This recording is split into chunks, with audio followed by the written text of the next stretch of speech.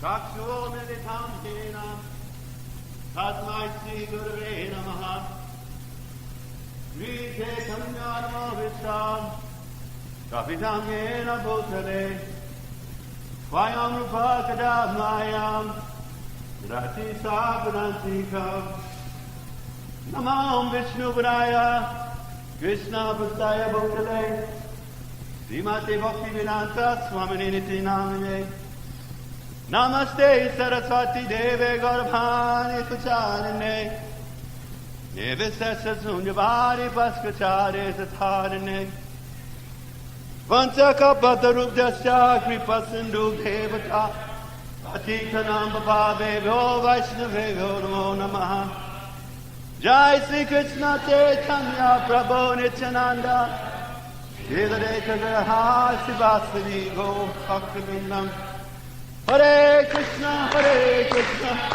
Krishna Hare Hare Hare Ram Ram Ram Hare Hare Krishna Krishna Krishna Hare Hare Hare Ram Ram Ram Hare Hare Hare Krishna Krishna Krishna Hare Hare Hare Ram Ram Hare Hare Prabhupada ki. So, I'd like to ask you a few questions. Different from last night now. Last night we asked questions and set the devotees up a little bit. But just for a genuine philosophical ponderance, we understand that there's different types of disciples and there's different types of gurus. And we understand that there is various aspects of rendering devotional service. We have devotional service, but there is Kama Mishra Bhakti. Bhakti is contaminated by Kama, by lust, by fruitive activities. We have Jnana Mishra Bhakti. Bhakti is there, but it's contaminated by Jnana, the suits for knowledge, mental speculation, conjecture, etc. We have also Yoga Mishra Bhakti. Bhakti is there, but it is mixed by too much interest in psychic phenomena, too much interest in metaphysics, too much interest in trying to connect with the Shakti rather than the Shakti mom. And so we understand that Mishra is there, this Bhakti, but is contaminated. We're trying, of course, to become Sudha Bhakti, whereas Bhakti is pure, unadulterated, unmotivated. And so we constantly are trying to engage in Shravanam, Kirtanam, Vishnu, Smar. We're trying to stimulate all the senses to reclaim the pure Bhakti. So we know that Shaktu Vidha Bhajante Mam Jnana Supatino Arjuna. We know Shaktu are four types of people surrender. And they come with different baggage. And so while they're associating, they bring their baggage from the past. They bring what is happening in the present, what's going on. And according to their aspirations, they are bringing something also to them. So we see that based on this Mishra, and based on the four types of reasons why people come, we have different types of disciples. Because of certain amount of Sukriti or Jnana Sukriti, credits from the past, along with what is going on and how the Bhakti Lata Bija is being watered, or how the weeds are being watered along with the creeper. So I want to ask you to share with me your understanding of the four different types of devotees. Four, let us say not devotees because that's a different category. Four different types of disciples. We'll abbreviate it because we have short time tonight. Four different types of disciples. What is a first-class disciple? If we do not know these things, we will not understand what we're trying to become. If we don't know what is first class, if we don't know what is first-class sadhu, we will not become first-class sadhus.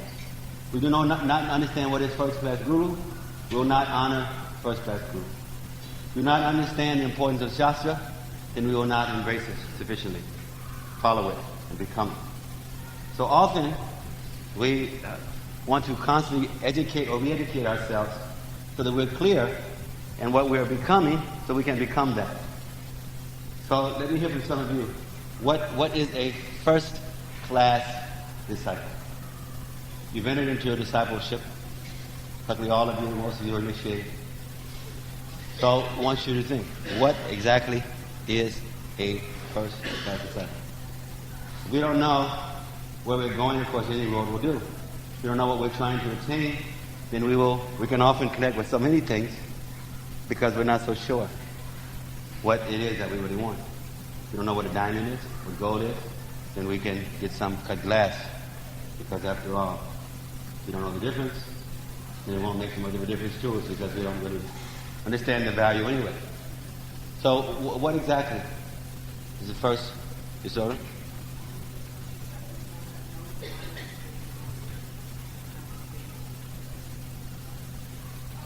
You want to say what's the story again?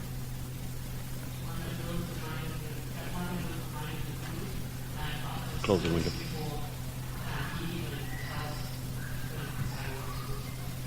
So Yasoda says, first-class disciple is one who knows the mind of the spiritual master and is able to do what he wants even without being told, reminded, instructed, etc. Yes, that is first-class disciple.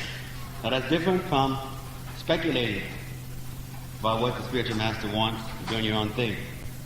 It means having done so often what Guru wants you to do that now you understand what is to be done, what is the mood of the Guru, what is the mission of the Guru, without being instructed.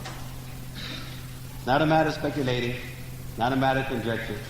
It's not a matter of just doing something that you want and considering it that I understand the mind of the Guru. It's a matter of not having necessarily be a mystic to read the mind of the Guru, but seeing, hearing, following with such intensity that now you are hearing the Guru's words always in your mind, in your ears, in your consciousness. You're visualizing what the spiritual master does, how he does it, why he does it, when he does it. And you're connecting that in such a way that it's become such a part of you that it becomes rather spontaneous for you to carry out, to do various activities, even before being told. That is first-class disciple. What is second-class disciple?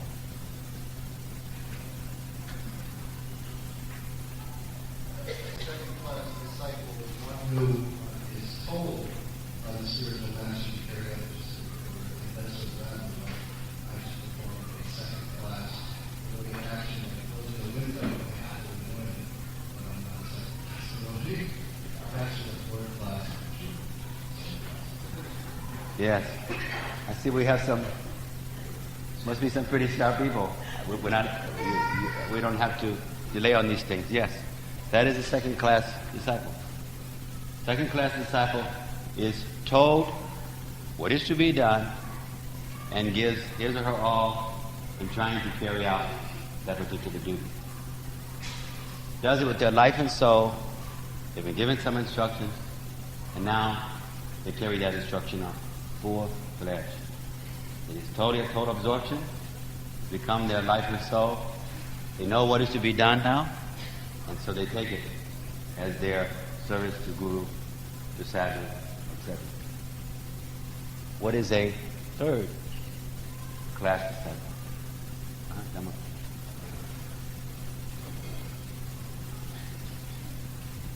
He does his service, but he does it, his spiritual master tells him what to do, but when he does it, he does it before you. So the third class disciple is one who hears what is to be done. He has some faith, but he does it with offense. He does it with grudge. It's amazing. Nobody's getting anything wrong here. You're spoiling the fun. Now I got to learn how to become a good guru. I get all of these interesting devotees hitting these points. So, third class has faith, but weak faith. What are weak? It's like Guru says, bring me water. And the third class devotee says, but it is hard to find. Maybe when I get it, it'll be contaminated anyway, and you won't want it. Maybe when I go out and get the water, I'll get a pneumonia, a good flu, and then I won't be able to serve you later. Maybe someone who's first class has already know what you want and they're bringing it already. So, third class devotee, he has interest, but he finds so many reasons not to do what is necessary. Now, what is fourth class? No, none of you ever think about fourth class, so it doesn't even register to your consciousness, right? What is fourth class? Someone? That's me. He understands the order of the spiritual master doesn't mean anything. Yes. That is fourth class. Fourth class, here's what it should be done. Actually understands somewhat what is necessary because he's heard it. And he just doesn't give a damn.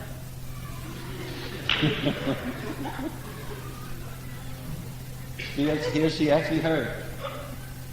And they're thinking, yeah, all right. They do the opposite. They literally vigorously avoid following, even though they have committed themselves to discipleship. Now, fourth class devotees, we feel that they should be rejected. I'm speaking personally. I'm not making any policy for ISKCON or Vaishnavas. But those who we find are being fourth class, who take initiation, they know what is to be done, they've made their vows, they've been instructed, but they choose to go on and on, deviate. Now, such devotees, we want to reject them. Not that a mother or father ever really rejects their son or daughter. But sometimes the son or daughter has become so deviant that they want to make sure that the son or daughter understands that what they're doing is so painful for the parent to have to see, to know that their son or daughter doing that they rather have the pain of not being around, not being connected with that person. Father said, mother said, that's no daughter of mine. Which means that that's the degree that they're paining, but they are not ready to accommodate the activities of such devious daughter, such a devious son. Because ultimately, we all have to be accountable to Srila Prabhupada. And if we are being proper disciples, we're being proper gurus, then we have responsibility, because also the guru is supposedly one of the best disciples. Guru is a guru to the degree that he is a first-class disciple. And then where not, he gradates also. He's not able to properly understand the mind of Guru. He's not able to hear instructions and follow it. But if he is finding ways to get around it or avoiding it, then he is also classified. And so if he is thinking so much about what his guru wants, then he must keep trying to offer that, even without having to be reminded again and again. Now, one of the reasons we have for some years been rejecting fourth-class disciples is because we want to create more and more community. And so sometimes the father makes it clear that one of the children is a deviant, so that the other children will hop in and will try to see how to help that particular brother or sister who is in such difficulty. So sometimes it's like sending a message that one of your brothers or sisters is in serious difficulty, serious trouble, or your niece or your nephew or whatever is in serious trouble, help them. Not a matter of just singling someone out, embarrass them, make them more of an operati, but it's a matter of trying to send a message so that such persons can be helped. So there will be times when we are gathered, and I will even announce some disciples that we're no longer having responsibility for. We're already doing that indirectly, or we're doing it sometimes on an individual basis, of letting some devotees know that you have rejected me, and therefore we are accepting your rejection at this time. Because where someone has made promise, made pledges, and they keep going against it, it means they have in themselves, they have said, I do not want to accept your authority, your lead, your guidance, and so they have severed the connection themselves. So sometimes we want to help them understand that they do not have insurance, because there are times people can have an event in their life and they think they have insurance, and then they're even more bewildered because they were thinking that it was there and it wasn't. The other reason is that as we realize that Maya is stronger and stronger, then we have to become stronger in our devotional life. And to be stronger, it is based on individual and collective devotional service to Srila Prabhupada. Srila Prabhupada's mission is as strong as each devotee, each guru, each project is that is under his particular general jurisdiction. And so each person becomes an important factor for the success or for the failure. And you've heard me from time to time say, when a spiritual master accommodates on and on deviation, then it means there's something poor about that particular spiritual mentor's consciousness, that such person is going to keep offering that to his guru. Because he's not supposed to be taking it, so he can't have an artificial humility of accepting that and taking on the burden himself, because he's supposed to be offering that to his guru.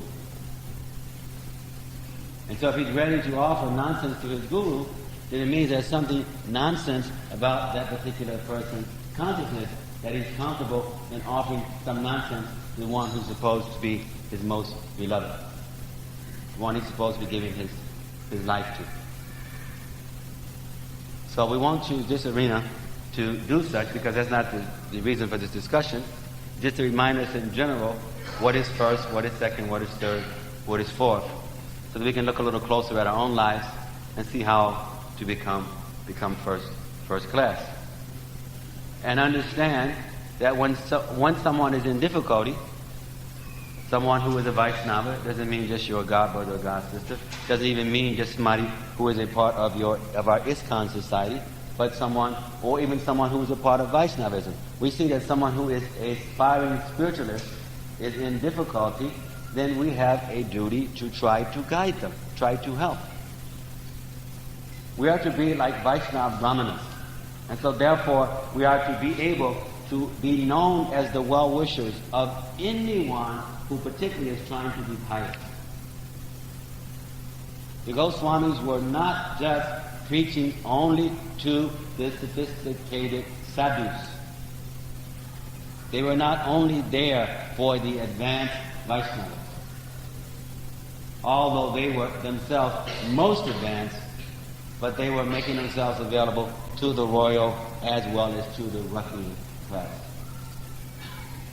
And they were respected by such because they were such carriers of bhakti, not tolerating the nonsense, but so eager to try to reach out and to help anyone who is available, accessible, to be helped. At the same time, they're having intense scholarly discussions on what is tattva, what is siddhanta. So, when we see around us that someone is struggling then consider that you may later be struggling yourself and you want help. Or consider somebody dealing with their particular challenging task. How by helping them, you can help yourself, you can grow like anything as you try to facilitate someone else. And believe it or not, it is the way, Mother Lita, wake up, Mother Lita. I know you probably drove a long way, so try to stay well. So, as we help someone else, we will distinctly help ourselves. As a matter of fact, it is the major way to help yourself. It is the major way to grow in your spiritual life. By trying to become more equipped, more serious, so that you can be used more as a puppet for Krishna. One of the differences between the fourth class and the first class is that the first class devotee has made him or herself so much more available to be used, and so therefore without even Guru doing or saying something, they are be able to understand because they are now being more graced by the presence of the Super Soul that is spiritualizing their intelligence. Because it's all happening by Krishna. So where the first class devotee is humbled him or herself to the point that Krishna is coming through more and more.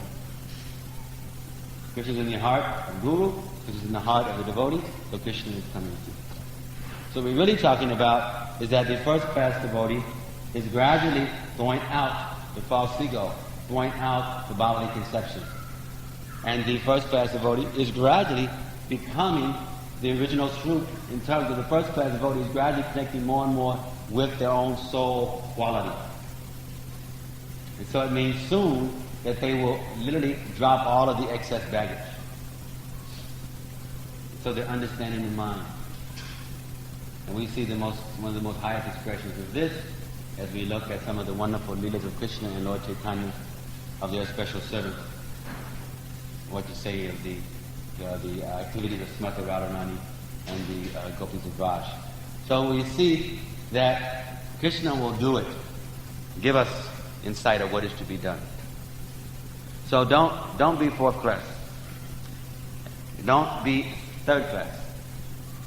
If you find yourself third class, where so much of your discussions, letters, conversations with Guru is giving excuses about why you didn't do, why you did something else, why someone else should do, then realize you are hanging in heavily in third class. And as you hear an instruction, and you weigh it, because we're not just Guru Tattva. As you weigh it based on Shastra, because ultimately Guru is supposed to be the major carrier and reminder of the living example of the Shastra. And so as we see through the eyes of the Shastra, and then we, with zeal and enthusiasm, avidity, we carry out, follow the order of Guru. Now, what is a way of looking at different types of Vaishnava Gurus? There are different classifications of Vaishnava Gurus. I gave one simplistic way of also 4 ways you examine a disciple. You can also do that with Guru, because Guru is supposed to be a disciple. But looking at Guruship, there are different ways how you can do this, but what are 3 ways of looking at different types of spiritual masters? What is the first class spiritual master? We know the general category of Uttama and Madhyam and Kanishta, but we want to look at another way of looking at, particularly about Vaishnava Gurus, because we can look at Madhyam, Uttama, and Kanishta in terms of any sadhu, any devotee. But we're talking about those who are Vaishnava Gurus, who are in the alignment of trying to rescue souls. What are the 3 classifications or 3 ways of evaluating such? Now you have some idea? Okay. Yes.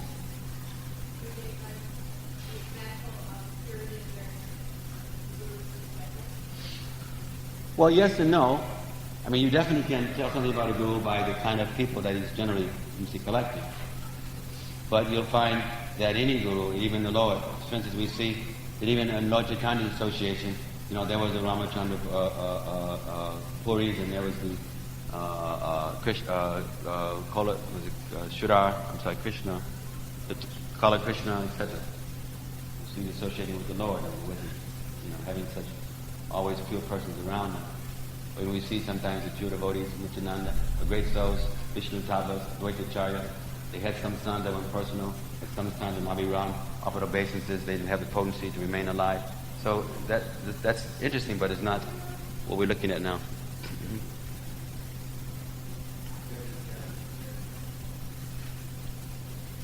First we look at first class, what we consider to be a first class deliverer who's coming to this world, who's taking on the role of guruship.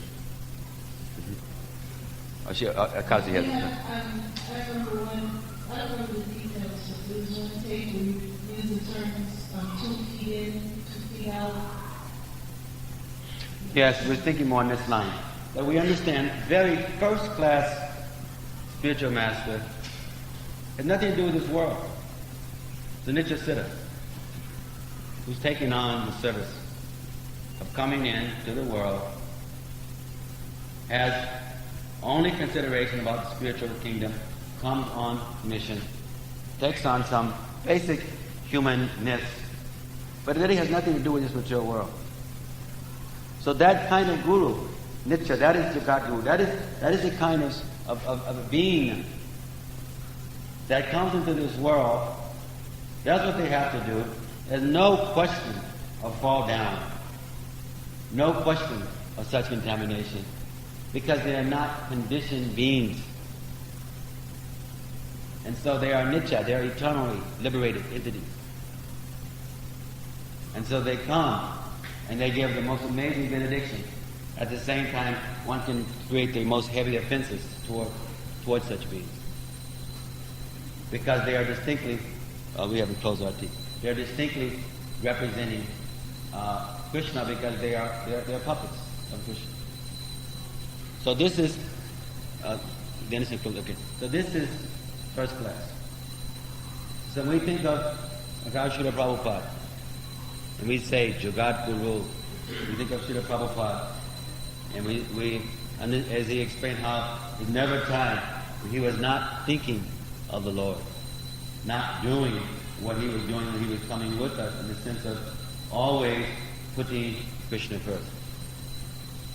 So this is not an ordinary category, because we're talking about a founder acharya. We're talking about someone who is on a mission of trying to spread a message to give benediction to the whole planet. So such persons are obviously quite rare. They're like those who practically who help purport sampradayas, like Ramanujacharya and Madhavacharya, etc. So this person is like someone, and Sridhar explains this kind of nicely. There's a couple of references, but I think he does it in one of the nicest ways. Is that it's like one who has 2 feet in the spiritual world. And so they come from the spiritual world, they're connected, their eyesight is there, etc. And they're bringing others back, according to their surrender. The second type of guru is, yes? Sadhana Siddha. That's like Narada Muni, who was always previously purified by sadhana. So the second class is someone who is not eternally liberated, but they have followed the process of sadhana bhakti. Because their mercy is always still there in this case, but they have followed.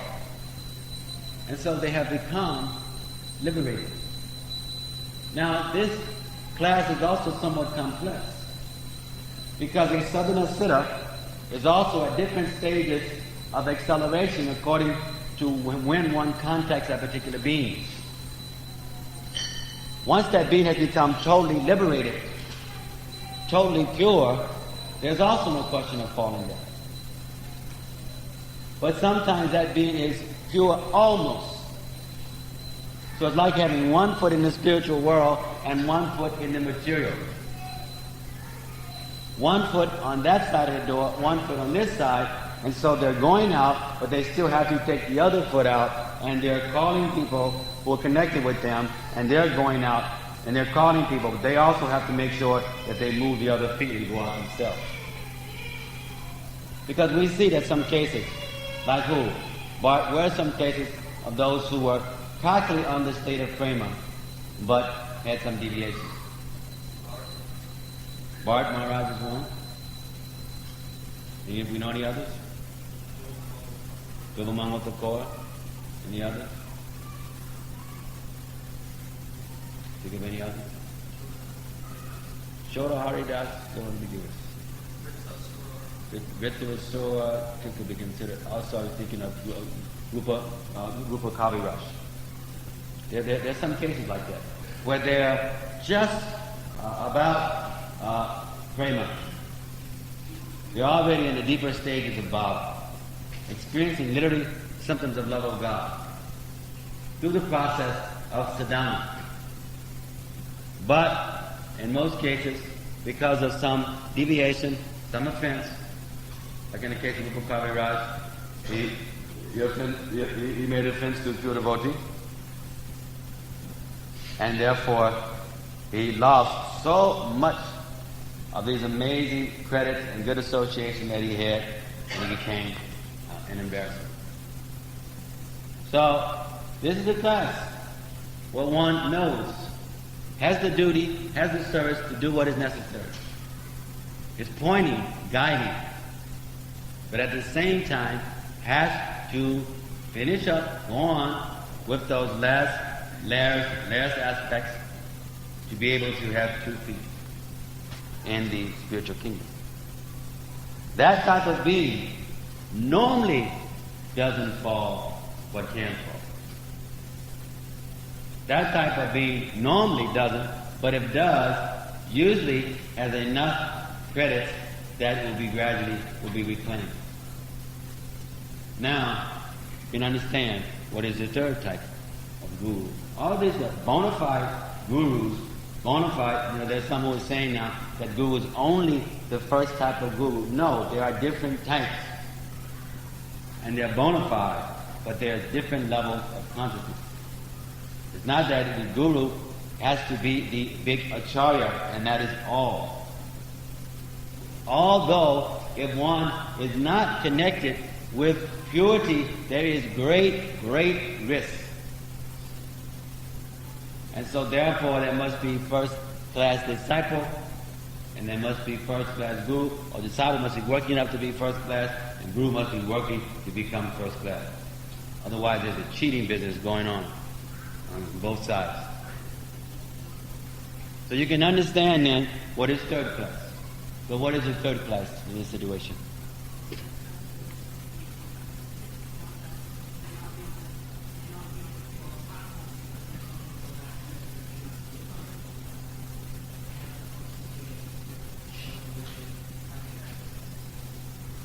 Yes, the third class, Kripa, basically, being given chance for guruship,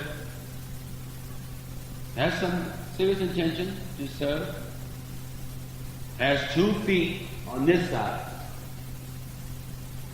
understand what is the goal, pointing toward the goal, speaking about the goal, but has 2 feet on this side and has to work like hell to get on that other side while trying to bring others. That case especially, you've got to be extremely careful about the guru-disciple relationship, because they will not have so much power to take on so much deviation. Even the second or the first class will not want to offer deviation to their particular guru. And that's why normally we see that most times we see gurus did not take so many disciples. We'll see many very empowered gurus only took a handful of disciples, but some will take tens of thousands of them. And some will take no disciples. Won't have anything to do with with discipleship. So now that we understand, it's a little late, so I'm not going to go into all of that. I wasn't going to go into. But we have different ways of looking at what is proper, what is the first class disciple. So we want to try to become first class. And we have different ways of understanding something more about spiritual mentorship. And why sometimes some people who are seemingly quite advanced, or rather actually genuinely advanced, and have deviations. Why a Rupa Kavi Rush? Why a Bart Maharaj? Why someone who has had so many credits, and even maybe on the level of experiencing some bhav, but there's not some ongoing working on oneself, humility, keeping a goal in mind, while looking at what one is trying to acquire and being careful about what one is pulling, there will be a problem. Now, the disciple is to look through the eyes of the Shastra. But basically the etiquette is that the disciple is to be in the mindset that my guru is having 2 feet in the spiritual world. Now, why should the disciple have that kind of mentality? Well, the disciple should try to look through the eyes of the Shastra and accept the guru who they feel that they can take them back to Godhead. If you don't feel that way, don't take them in the first place.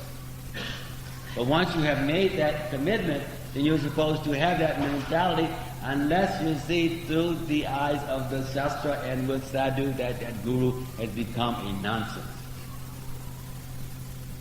And then the duty is to pray for that guru's rectification, back away and see what happens. If your faith is not sufficient to hold on to that person, to drop him fast and to get some shelter somewhere. But always be appreciative of whatever help you did get. So it's just like in leadership in general. The people make the leader and the leader makes the people. The quality of disciple also impinges upon the spiritual master's consciousness and can offer the spiritual master Shakti, power, love, devotion. The dedication of the disciple can enhance the dedication of the guru to be a better disciple to his guru. Now take the converse of that. If one is surrounded with those who are dysfunctional, hero worshippers, who are followers instead of trying to become leaders, for the best of Srila Prabhupada, it is our duty to keep working on our own character while trying to encourage you to work on your character. And that is our last point I want to share with you. Now, some of us, we have not seen each other for some time. In a few cases, it's been almost a year. And in some cases, it's been a few hours, unfortunately. I had to look at you again. But you should ask yourself, and I should ask myself, since the last time we saw each other, can we honestly say that we have made advancement? I should be able to tell you that since the last time that you saw me, that I have made advancement. Since the last time we were together, I should be able to be accountable to you that I have made more spiritual advancement so that I can be more accessible to guide you and to serve you. Also, you should be able to say to me that since the last time that we saw each other, that you have made more advancement. From reading Prabhupada's books, from associating with devotees, from the letters that I've written you, from the books of mine you read, from the lectures, you should be able to say that you have made more advancement since the time we last saw each other. The next time that we see each other, whether it's tomorrow or next week, some of you here or in Washington or next place I go, or next time that we come together, you should be able to feel that I have taken this discipleship so serious in my life that it is my priority that I am a Vaishnava. I am one who has been marked with the permission or who has been given a ticket that I can go back to Godhead in this lifetime. Now I must come closer and closer to being able to deposit that ticket for my passage. I've been given this ticket now. And now when I see my general, the conductor, let him know I am this much closer for our passage. If you cannot say that, then you have been a cheater. If you cannot say that, then all the blood that Prabhupada spilled and time that he spent in trying to give himself to this planet, primarily to his society, that you are literally minimizing. Prabhupada coming on this boat at this late age, heart attacks, struggling in an environment that was totally hostile to what he was trying to give.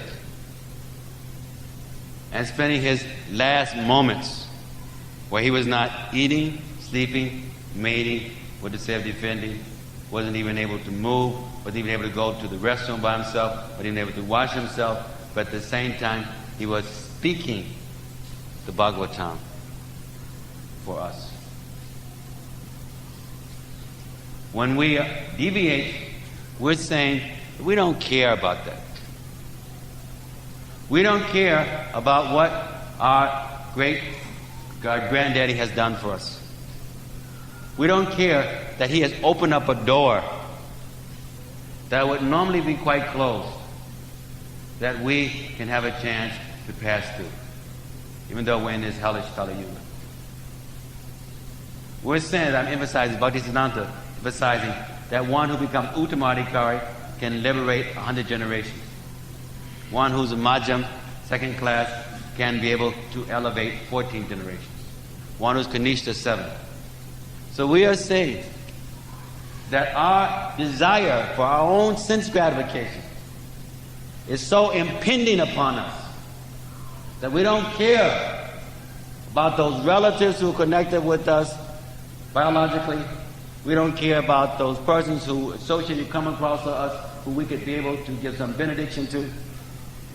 We don't care about what our Guru has to suffer for our sins. We don't care about what we add or distract to our own immediate spiritual family. We don't care. We want that particular sense gratification. This is the message that we're sending out.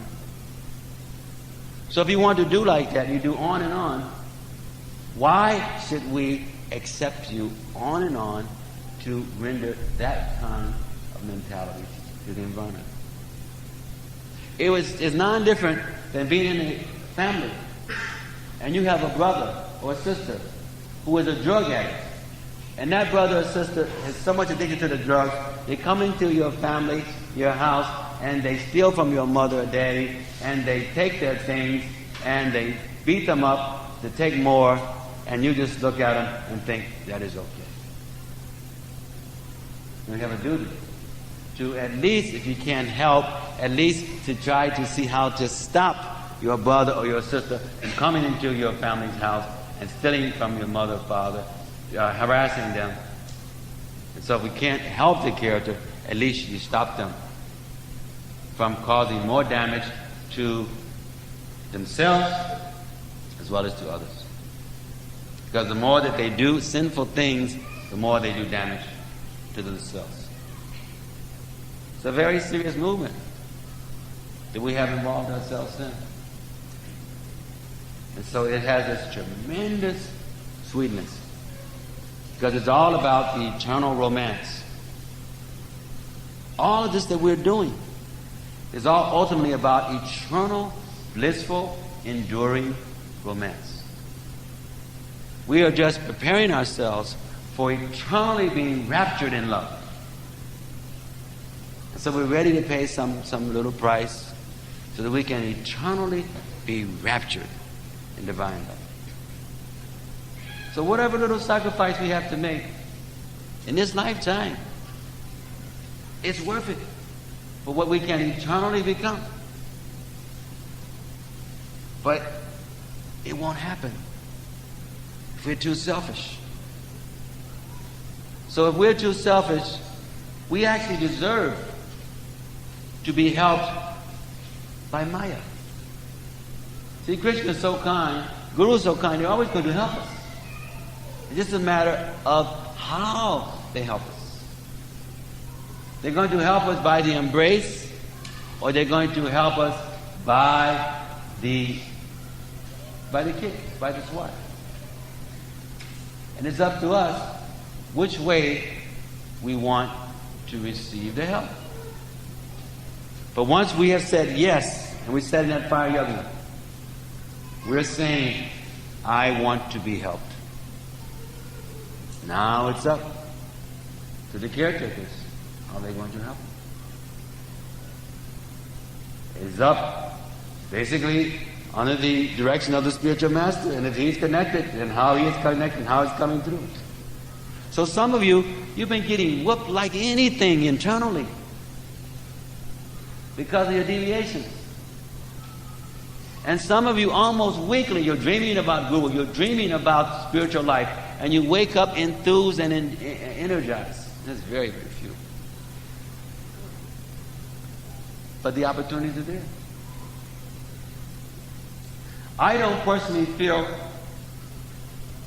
that since Prabhupada has been gone on this planet for so many years, I don't feel farther away from him. The opposite.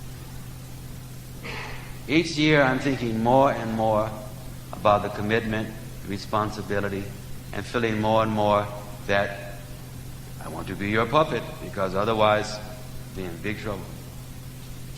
And so it becomes exciting. And just thinking that on our own, what can we do? But when we're backed up, we can raise hell. Huh? If we are properly backed up, we have no reason to fear anything. Because what the Lord can do, what He can use us for, is the constant miracle. And we want to live a life that's miracles unfolding. Why not? The opportunity is there. We want to experience it and catch up with it. And that is why we keep reminding us, we want to create an enchanting environment. But it starts with ourselves.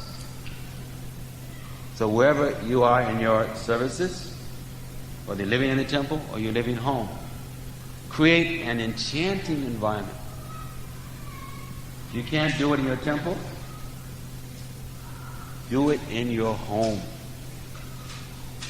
Make sure that what you are really about when you walk into your house, that you are just so much refreshed. Or you walk into your room, that you are so much refreshed about what your responsibilities are in re-spiritualizing this planet. We are trying to get you ready so that in your lifetime, when this planet becomes infiltrated or inundated with all kinds of unusual presence, that you will be of caliber. Not only will you know about it and be ready for it, but you'll be ready to facilitate a major shift on this planet. Why not? Some entities will have to do this. Why not yourselves? Lord Chaitanya's mission does not just appear every single moment, every single day. Just appearing in the day of Brahman, but we see it as rare. This planet booming can only take so much. All of these earthquakes and famines that are increasing every single year, thousands of people, these are just warning signals. All these people who are going mad all over the planet, all these millions of people who are dying from AIDS and heart disease and from cancer, it's sending out a tremendous signal that we're in a very unusual time. We can become a part of so much of the garbage that's being collected. Or we can be a part of the cleansing aspect. And it's based on the decisions that we're making now. So we are really not interested in just trying to facilitate some people who need to have a autocratic authority to help them to know when to go to the bathroom, when to shower, when to eat, when to sleep, when to read, when to rise, when to go to bed. We're interested in people who understand that actually we are all eternal beings who have the right to participate in the eternal romance. But we have chosen to minimize that to a certain extent. And now we realize we just have to reclaim our divinity. I want to see a time in the near future when people come here and when they go to sleep, they wake up tremendously refreshed because of the beings that they have associated with while they were asleep. Our physical body sometimes may interfere, but at least when you sleep, you have the experience. And the next state is when you walk around on this property, you come into this temple, that you realize that this place is being occupied by highly evolved spiritual beings who are watching us. And we don't want to disappoint them. This Gita Nazmi property is full of empowered entities, and some of them are right here, right now, while we're speaking. And they are watching and waiting. And they know that Prabhupada was on his way here to do that other 50% of his work. And so it is the desire of the Nitya Siddha, the Jagat Guru, that certain things take place. You think we're doing all of this fuddy-duddy psychological stuff, spiritual, social, spiritual stuff, just because we are just wanting to do some kind of unusual exercises? Do you understand what that 50% entailed? It entailed trying to practicalize Krishna consciousness so that it could be accessible for more and more people to imbibe, and those who have it to value it more and more. I wouldn't be in this property, in this country right now, practically, for more than a few hours if I was not sent here. I was sent to this particular project. I had no desire to come here. I'm being very straightforward right now. I think those who are not visible will allow me to say this. And so I am here because I am supposed to be here. And I will leave my body here developing this project where it becomes a door to the spiritual world.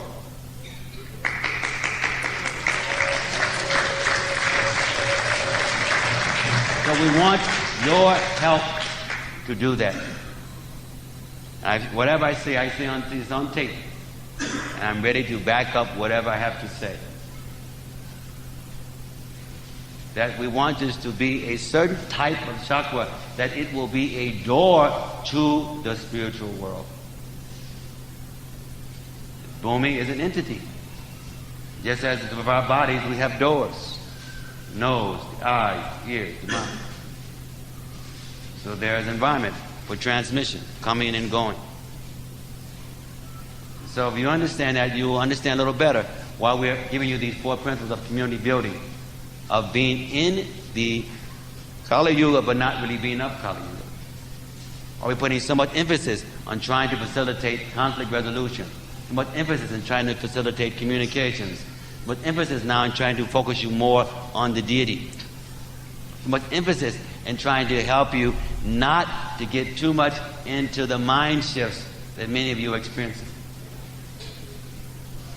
Do you realize how sad some of you are going to be when you leave the body and later you realize what opportunity that was upon you and you didn't fulfill it? Just like many of our parents are going to be shocked when they leave the body. They will realize what you were as a Hare Krishna devotee, what that really meant to them. Many of them will be extremely disappointed that they did not support, understand what you were. But they will be extremely grateful of what you did because they will experience benefits from them. Similarly, some of you who have stepped are going to be extremely disappointed to understand what opportunities you had. Just as many of us now are extremely disappointed. Now Prabhupada has come and he is gone, and we're extremely disappointed, and many of us just live in history and history. It was like this in the old days. And Prabhupada said, yes, and what is Prabhupada saying now? So we don't want to have that mentality of realizing that we missed an opportunity. There's so many of us now, we had another chance to be with Prabhupada, we would have asked this and did that.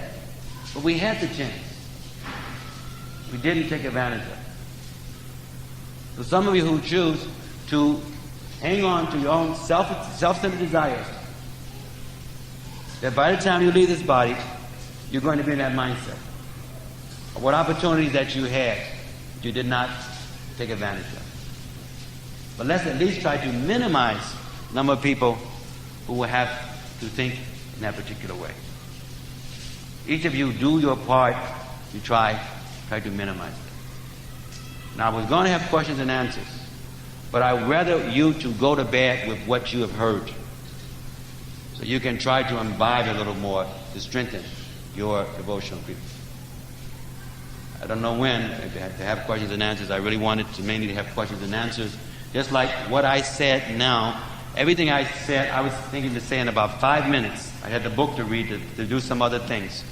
But I was being internally inspired to speak differently.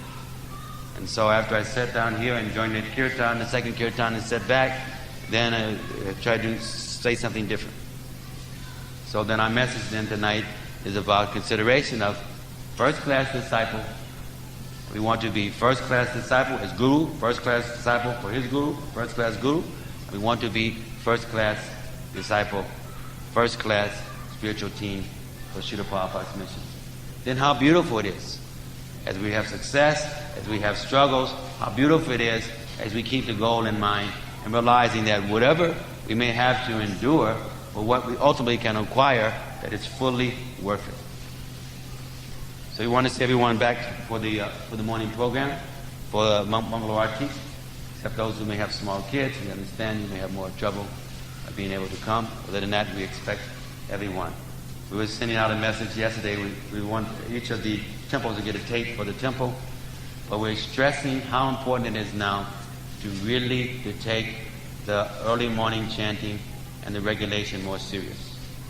And I gave you a little clue of that yesterday with the heavy sort of input, but part of that was mainly trying to prepare you for being more ready for acceleration. So we take this much more serious of the basic things that Prabhupada has given us, really embracing those so that we will not allow the Maya influences to keep on bringing us into this duality. We should stop having too much of this influence where we are one day feeling Krishna conscious and then 6 days we're out of it. We go 1 month and being out of it, and 1 or 2 days we feel a little inspired. Some of us have gotten so out of it that we're basically just in a steady lower ebb. It doesn't have to be that way. But if we minimize the things that can protect us, then we will have this problem. And we're emphasizing how all over the movement that people are minimizing the most important hours of the day. They're minimizing getting the protection from the parampara by not doing some of those basic things that gives us that protection. Some of those things is being able to capitalize off those special hours and chanting where we're literally crying out for Krishna, quality chanting. And the best way we can do that is doing it in the morning hours.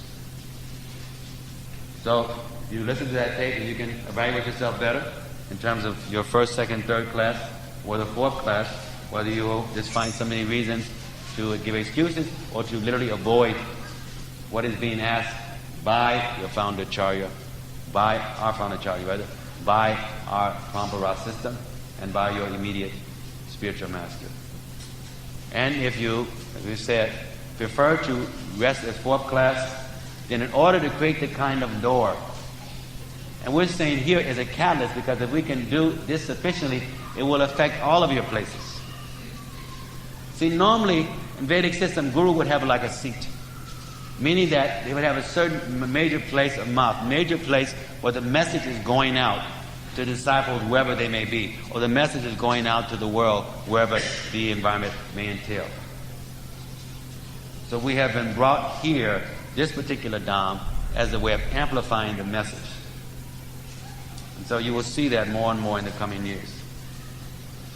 ISKCON founder charge His Divine Grace A.C. Bhakti Tirtha Swami Prabhupada ki, G.C. Radha Damodar Radha Saimasundar ki, Jagannath Baladev Subhadra ki, Gaur Nitai ki. Hare Krishna.